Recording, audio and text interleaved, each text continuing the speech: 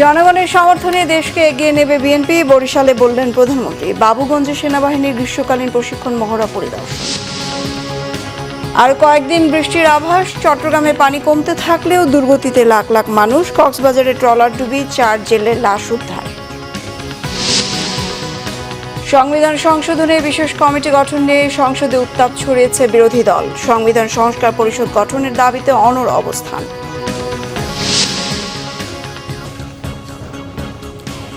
দেখছিলেন সংবাদ শিরোনাম। প্রধানমন্ত্রী তারেক রহমান বলেছেন, জনগণের সমর্থন যতক্ষণ সাথে থাকবে ততক্ষণ পর্যন্ত বিএনপি দেশকে সামনের দিকে এগিয়ে নিয়ে যাবে। তিনি বলেন, সব ধর্মের মানুষকে একসাথে নিয়ে মানবিকতার বিচারে দেশ পুনর্গঠন করতে চায় সরকার। বরিশাল থেকে বিস্তারিত জানাচ্ছেন বিশেষ প্রতিনিধি সিকান্দার রেমান। ভিডিও ধারণ করেছেন মোহাম্মদ সেলিম, সাথে ছিলেন বরিশাল প্রতিনিধি সালে টিটু। রাজধানীর গুলশান এভিনিউয়ের বাসভবন থেকে সোমবার সকালে সড়ক পথে বরিশালের উদ্দেশ্যে রওনা দেন প্রধানমন্ত্রী তারেক রহমান। বরিশালে এটি প্রধানমন্ত্রী হিসেবে তারেক রহমানের প্রথম সফর। আষাঢ়ের বৃষ্টি ঝরা স্নিগ্ধতা নিয়ে বরিশালের পথে পথে মানুষের ভালোবাসায় সিক্ত হন প্রধানমন্ত্রী তারেক রহমান। বরিশাল সফরে গৌরনদীর বাটাজোর ইউনিয়নে পৌঁছে নতুন খনন করা সারিকল বাটাজোর খালপাড়ে গাছের চারা রোপণ করেন তারেক রহমান। পরে সমবেত মানুষের উদ্দেশ্যে প্রধানমন্ত্রী বলেন, পরিবেশ রক্ষায় সরকার বৃক্ষরোপণ সহ বিভিন্ন কর্মসূচি গ্রহণ করেছে। বিশ্বের উন্নত দেশগুলোর উদাহরণ টেনে তিনি বলেন, পরিবেশের ভারসাম্য রক্ষায় পরিচ্ছন্নতা অভিযানে সবাইকে এগিয়ে আসতে হবে। দেশটা যেহেতু আমাদের সকলের, এই দেশটার তো আমাদেরকে যত্ন করতে হবে। বর্ষার সময় এখন আমরা কি দেখি, বিভিন্ন জায়গায় পানি জমা হয়ে যাচ্ছে, হচ্ছে না? সেটি শহরেই হোক, গ্রামেই হোক, বিভিন্ন খাল বিল এগুলো বন্ধ হয়ে গেছে, পানি যেতে পারছে না ঠিকভাবে। এইটা দেখি না আমরা, এই সমস্যা হয় না? তো এখন এই যে সব জায়গায় যদি আমরা ময়লা ফেলি, আবর্জনা ফেলি, তাহলে এই খাল বিল সব ময়লা হয়ে যাবে, খাল বিল সব বন্ধ হয়ে যাবে। আমরা সকলে মিলে প্রতিজ্ঞা করি যে আমরা আমাদের স্ব অবস্থান থেকে প্রত্যেকটি মানুষ যতটুকু সম্ভব হবে আমরা চেষ্টা করব আমাদের আশেপাশের পরিবেশের প্রতি আমরা যত্ন নিব। বাটাজোর সরকারি প্রাথমিক বিদ্যালয় মাঠে ফ্যামিলি কার্ডের উপকারভোগীদের সাথে মত বিনিময়ে অংশ নেন সরকার প্রধান। এ সময় প্রধানমন্ত্রী বলেন, আগামী বছরের মধ্যে 41 লাখ পরিবারের কাছে ফ্যামিলি কার্ড পৌঁছাবে সরকার। সকল ধর্মের মানুষকে একসাথে নিয়ে কোনো ভেদাভেদ না, সকল মানবিকতার ভিত্তিতে বিচার করে আমরা এই দেশকে পুনর্গঠন করতে চাই, আমরা এই দেশকে সামনে এগিয়ে নিতে চাই। এবং সকল সময় আমি একটি কথা বলি, বিএনপির সকল রাজনৈতিক ক্ষমতার উৎস জনগণ। এই জনগণের সমর্থন এবং এই জনগণের সমর্থন যতক্ষণ বিএনপির কাছে থাকবে, যতক্ষণ বিএনপির পাশে জনগণ থাকবে, বিএনপি কোনো বাধা মানবে না। বিএনপি দেশকে ইনশাল্লাহ সামনের দিকে এগিয়ে নিয়ে যাবে। বরিশাল সিটি কর্পোরেশনের 30 গোডাউন বধ্যভূমি সংলগ্ন সাগরদী খালের পাশে গাছ লাগিয়ে বৃক্ষরোপণ কর্মসূচির উদ্বোধন করেন প্রধানমন্ত্রী তারেক রহমান। সকল শ্রেণী পেশার মানুষ রাজপথে নেমে এসে স্বৈরাচারকে এই দেশ থেকে হটিয়েছে। তার মানে আমরা সকলে মিলে যদি তাদের কাজ থেকে দেশের জন্য, মানুষের জন্য যে কাজগুলো ভালো, সেই কাজগুলো যদি আমরা করি তাহলে সকলে মিলে উপকৃত হয়। আসুন আজকে বৃক্ষরোপণের দিনে আমরা সকলে মিলে প্রতিশ্রুতিবদ্ধ হই, পরিবেশটা যাতে নষ্ট না হয়, পরিবেশটা যাতে সুন্দর থাকে, ভালো থাকে।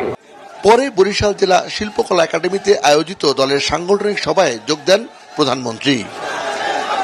নির্বাচনের আগে দলীয় প্রধান হিসেবে বিএনপি চেয়ারম্যান তারেক রহমান জনগণের কাছে যেসব প্রতিশ্রুতি দিয়েছিলেন, নির্বাচিত হয়ে সেই দলের চেয়ারম্যান তারেক রহমান যখন প্রধানমন্ত্রী, তিনি তখন জনগণের কাছে আসছেন, জনগণের কাছ থেকে তাদের দুঃখ দুর্দশার কথা শুনছেন, সেই সঙ্গে নির্বাচনে দেয়া সেসব প্রতিশ্রুতি একের পর এক বাস্তবায়ন করছেন। তিনি বারবার যে কথাটি বলছেন, সবার আগে বাংলাদেশ এবং সবার জন্য বাংলাদেশ, সেই মানবিক বাংলাদেশ গড়তে সবাই মিলে ঐক্যবদ্ধ কাজ করার আহ্বানও জানাচ্ছেন প্রধানমন্ত্রী তারেক রহমান।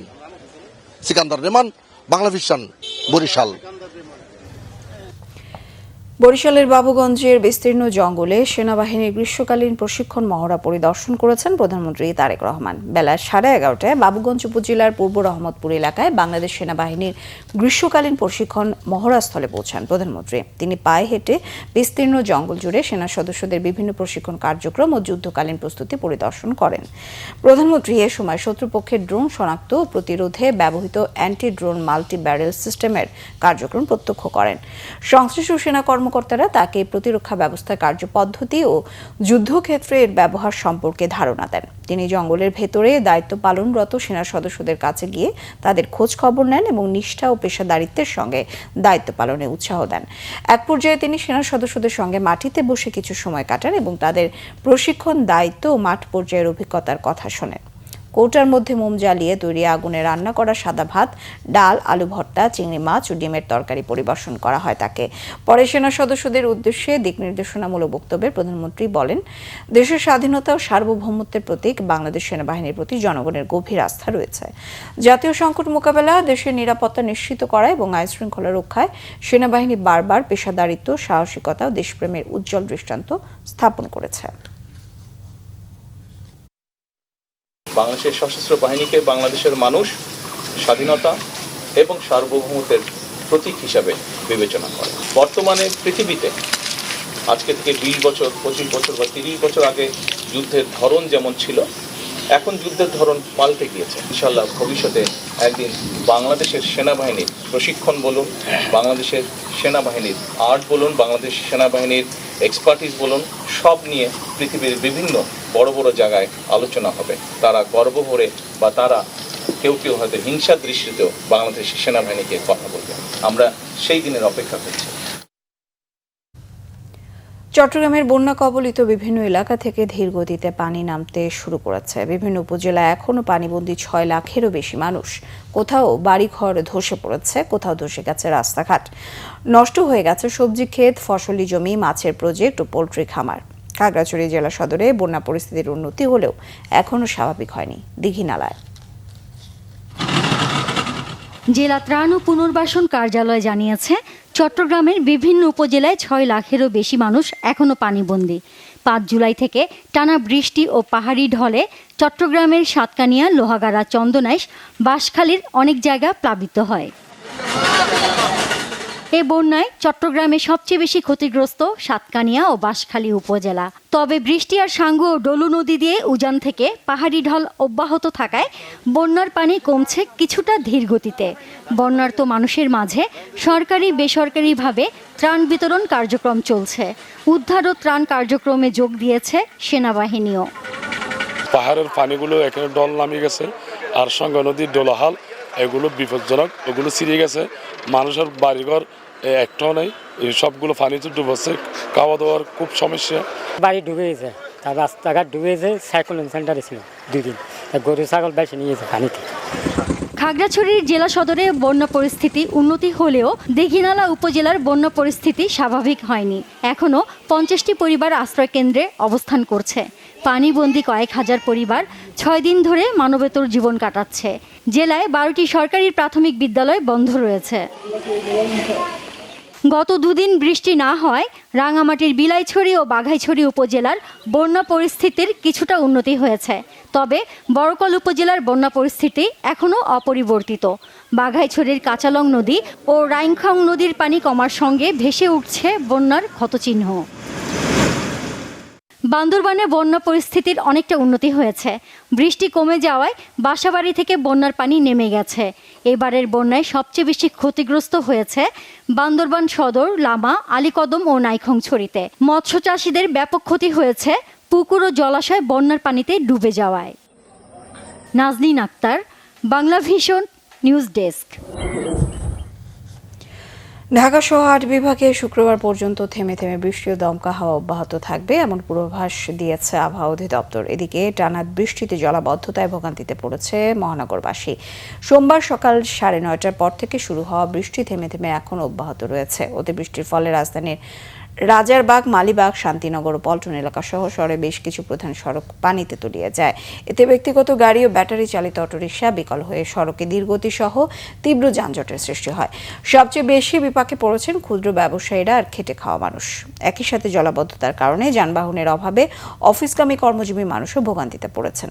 এদিকে আবহাওয়া অফিস আগামী 120 ঘন্টার পূর্বাভাসে জানিয়েছে, আগামী 5 দিন থেমে থেমে বৃষ্টির প্রবণতা সহ দমকা হাওয়া ও ঝড় অব্যাহত থাকবে। পানি সম্পদ প্রতিমন্ত্রী ফরহাদ হোসেন আজাদ জানিয়েছেন, চট্টগ্রামের সকল স্লুইস গেট সচল হলে জলাবদ্ধতা অনেকটা কমে আসবে। এ লক্ষ্যে সংশ্লিষ্ট সংস্থা কাজ করছে। দুপুরে চট্টগ্রাম সিটি কর্পোরেশন সম্মেলন কক্ষে চট্টগ্রাম মহানগরীর বন্যা নিয়ন্ত্রণ, জলাবদ্ধতা নিরসন ও নিষ্কাশন উন্নয়ন প্রকল্পের আওতায় পানি উন্নয়ন বোর্ডের নির্মিত 21টি স্লুইস গেট নির্মাণের অগ্রগতি এবং রেগুলেটরগুলো সিটি কর্পোরেশনের কাছে হস্তান্তর বিষয়ক মতবিনিময় সভায় তিনি কথা বলেন। সভায় জানানো হয়, এরই মধ্যে প্রকল্পের 95% কাজ শেষ হয়েছে। এ সময় আগামী 1 বছরের মধ্যে বাকি কাজ সম্পন্ন রেগুলেটরগুলো সিটি কর্পোরেশনকে পরিচালনার ভার বুঝিয়ে দেওয়ার সিদ্ধান্ত নেওয়া হয়। এদিকে বিদ্যুৎ, জ্বালানি ও খনিজ সম্পদ প্রতিমন্ত্রী অনিন্দ্র ইসলাম অমিত জানিয়েছেন, বন্যায় যাদের ঘরবাড়ি ক্ষতিগ্রস্ত হয়েছে তাদের প্রত্যেককে ঘরবাড়ি মেরামতে সরকার সহায়তা দেবে। সেই সঙ্গে যাদের ফসলি জমি, মাছের ঘের সহ ক্ষতিগ্রস্ত উপার্জনের খাতগুলো স্বাভাবিক করতে সরকার সব ধরনের উদ্যোগ নেবে। চট্টগ্রামের বন্যা কবলিত সাতকানিয়া উপজেলার বিভিন্ন এলাকা পরিদর্শন ও ত্রাণ বিতরণ শেষে তিনি এসব কথা বলেন। এমন একটি সিটি কোষ আমরা উপহার দিতে চাই, সেটা চট্টগ্রাম মানুষের কাছে ইতিহাস তৈরি হয়ে থাকে এবং চট্টগ্রাম মানুষ যেন কখনোই জলবদ্ধতা নিয়ে যেন তারা কখনোই কোনো শঙ্কায় না থাকে। এই মুহূর্তে আসলে আমাদের মূল ফোকাস হচ্ছে রিলিফ অ্যান্ড রেস্কিউ অপারেশন। আমরা দুর্গত মানুষকে উদ্ধার করতে চাই এবং আমরা তাদের মুখে খাবার পৌঁছে দিতে চাই। পানি নেমে যাবার পরে আমরা পুনর্বাসনে মনোযোগ দেব। কক্সবাজারে কুতুবদিয়ায় সাগরে মাছ ধরতে গিয়ে ট্রলার ডুবির ঘটনায় 4 জেলের মরদেহ উদ্ধার করা হয়েছে। এখনও নিখোঁজ রয়েছে 1 জেলে। কুতুবদিয়ার বড়ঘোপ ইউনিয়নের দক্ষিণ আমজাখালী উপকূলের গভীর সাগরে দুর্ঘটনা ঘটে। স্থানীয় নুরুল আফসারের মালিকানাধীন মাছ ধরা ট্রলারটি 12 জন মাঝি মল্লার নিয়ে সাগরে মাছ ধরতে যায়। সোমবার ঝড়ের কবলে পড়ে ট্রলারটি ডুবে যায়। এ সময় ট্রলারে থাকা 7 জেলে জীবিত উদ্ধার হয়। 5 জন নিখোঁজ রয়েছেন। পরে স্থানীয় জেলেরা ডুবে যাওয়া ট্রলারটি তীরে টেনে আনে। তীরে আনার পর ট্রলারের কলের ভেতর থেকে 4 জেলের লাশ উদ্ধার করা হয়। তবে পেকুয়ার মগনামা এলাকার নাসির নামে 1 জেলে এখনও নিখোঁজ রয়েছে। তাকে উদ্ধারে তল্লাশি চলছে। সংবিধান সংশোধনে বিশেষ কমিটি গঠন করে উত্তাপ ছড়িয়েছে বিরোধী দল। স্বরাষ্ট্রমন্ত্রী সালাউদ্দিন আহমদকে সভাপতি করে 12 সদস্যের বিশেষ কমিটি গঠনের প্রস্তাব প্রত্যাখ্যান করে সংসদ থেকে ওয়াকআউট করেছে তারা। গতকাল জাতীয় সংসদে সংসদ নেতা তারেক রহমানের পক্ষে চিফ হুইপ নুরুল ইসলাম 12 সদস্যের বিশেষ কমিটি গঠনের প্রস্তাব দেন। এ কমিটি 17 সদস্যের হওয়ার কথা থাকলেও বিরোধী দলের 5 জনের নাম দেয়নি।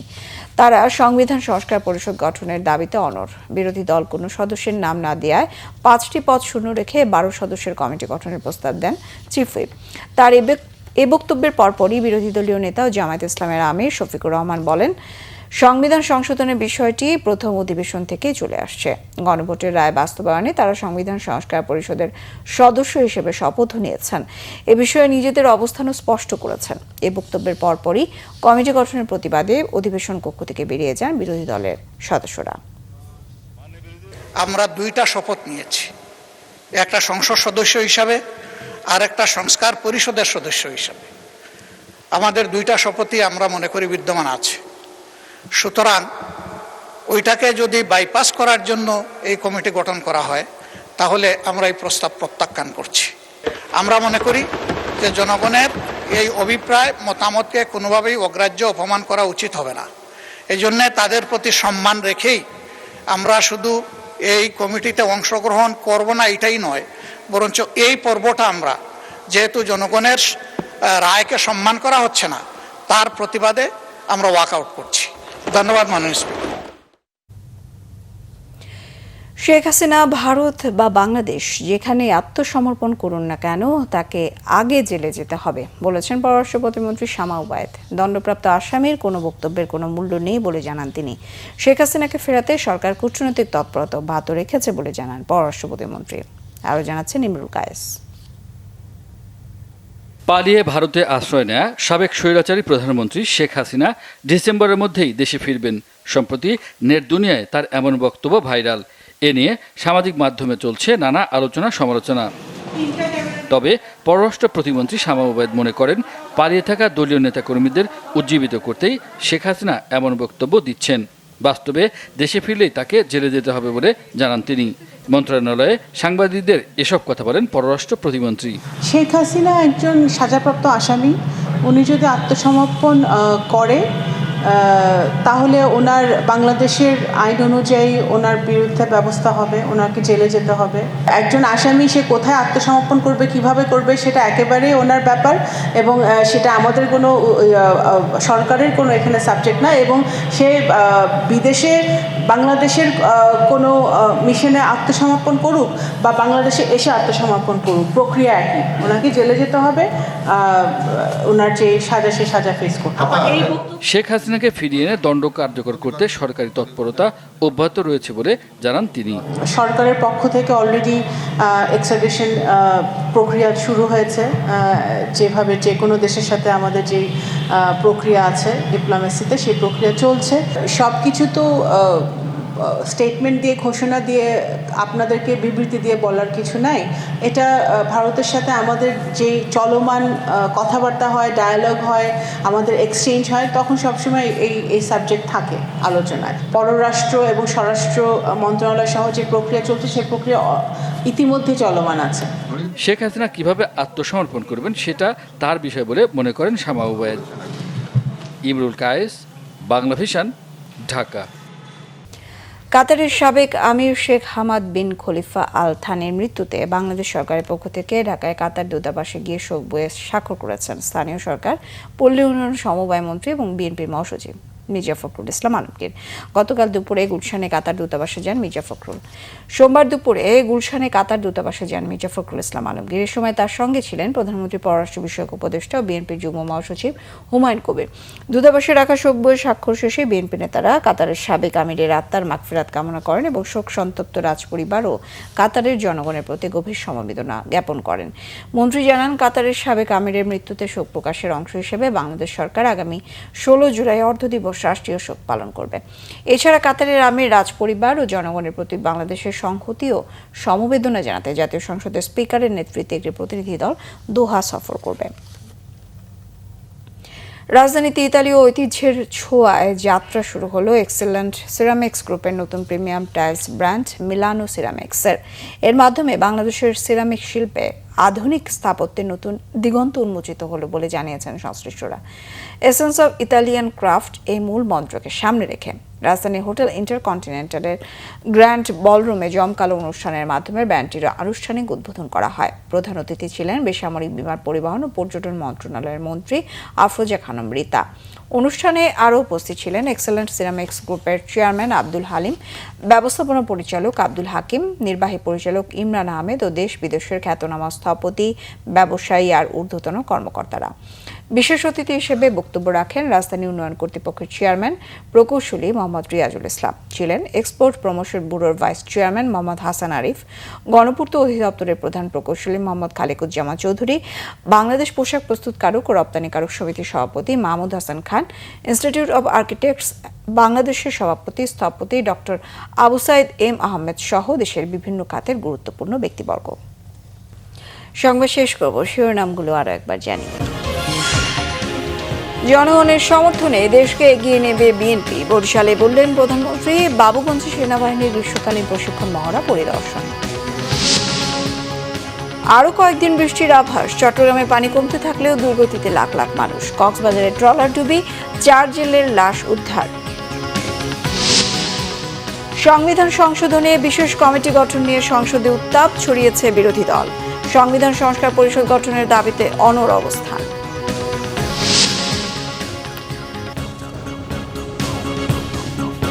এই ছিল এখনকার মতো, পরের সংবাদ দেখার আমন্ত্রণ রইল। এছাড়া বাংলা ভিশনের সংবাদ ও সংবাদ সংশ্লিষ্ট অনুষ্ঠান দেখতে ভিজিট করুন www.bbnews24.com ও facebook.com/banglavisionnews। সাবস্ক্রাইব করুন youtube.com/banglavisionnews। সঙ্গে থাকায় ধন্যবাদ সবাইকে।